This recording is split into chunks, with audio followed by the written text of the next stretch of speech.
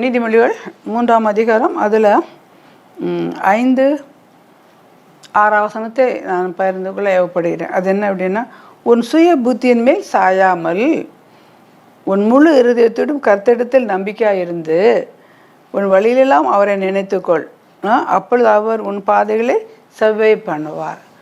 சுய புத்தி என்ன சொல்லுது? எல்லாத்துலேயும் நம்ம செய்கிற நான் இஷ்டப்படுற காரியங்களை தான் நடைபெற வேண்டும். எத்தனையோ பிள்ளைங்க வாழ்க்கை சீரழிஞ்சு போயிடுது. என்ன? சுய புத்தி. யாராவது பார்த்து சும்மா அன்பாக பேசின உடனே அங்கே போயிடுறாங்க. அதே டைமில் அப்பா அம்மா ஏதாவது சொல்லி திட்டினாங்கன்னா அது அந்த நேரத்தில் அட்ராக்ட் பண்ணுது. அந்த பையன் நல்லவா, அந்த கேர்ள் நல்லவா அப்படின்னு சொல்லி அப்படி பேசிட்டு கடைசியில் என்ன ஆகுது? யங் பீப்புளுக்கு ஒன்றும் உலகமே தெரியாது.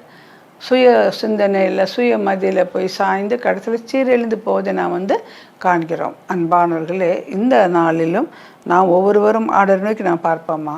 நம்முடைய பிள்ளைகளுக்காக ஜெபம் பண்ணுவோம். பேர பிள்ளைகளுக்காக நம்ம ஒர்க் பண்ணுற இடத்துல ஆண்டவரே இந்த பிள்ளைகள்லாம் சுயமாய் சிந்திக்கக்கூடாது. ஆண்டவரே அவங்க ஒன்று செய்யணும், அவங்க முழு இருதயத்தோடு உண்மையில் நம்பிக்கையாக இருக்க வேண்டும் என்று நாம் ஜெபிக்கின்ற பொழுது நிச்சயமாக அது ஆண்டவர் நம்மை வழிநடத்துவதற்கு முக்கியமான ஒரு காரியமாக வந்திருக்கிறது. 2வது என்ன அப்படின்னா, உன் வழியெல்லாம் கர்த்தரை அவரை நினைத்துக்கொள், அப்பொழுது அவர் உன் பாதைகளை செவ்வைப்படுத்துவார். இல்லையா? ஆமாம், எல்லாத்துலேயும் எல்லா வழிகளும் ஒவ்வொரு விதமான வழியில்.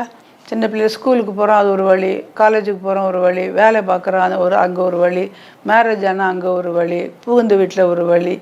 இப்படி எல்லா இடத்துலையும் ஒவ்வொரு இடத்துலையும் ஆண்டவரையும் சுத்த நடைபெறட்டும் என்று அவர் சொல்கிற வழியின்படி நாம் செய்கின்ற பொழுது நிச்சயமாக அது நமக்கு ஆசீர்வாதமாக இருக்கிறது. நம்முடைய பாதையை கர்த்தர் செம்மைப்படுத்துகிறார். ஜெபம் பண்ணுமா? சுவாமி உண்மை துதிக்கிறோம்ப்பா, உண்மை வணங்கிறோம். எங்களுடைய வாழ்க்கையின் பாதையில் எத்தனையோ விதமான வழிகளையும் நாங்கள் சந்திக்கிறோம்ப்பா. அந்த வழிகளெல்லாம் கர்த்தாவே தேவரே நாங்கள் உண்மை நினைத்துக்கொள்ள எங்களுக்கு உதவிச்சிங்க. கர்த்தாவே உம்முடைய மெல்லிய சத்தத்தை நாங்கள் கேட்டு நாங்கள் என்னென்றும் உம்முடைய பிள்ளையாக வாழ கிருபை தந்து எல்லா ஆசீர்வாதங்களையும் பெற்றுக்கொள்ள உதவி செய்யும். ஆமேன், ஆமேன்.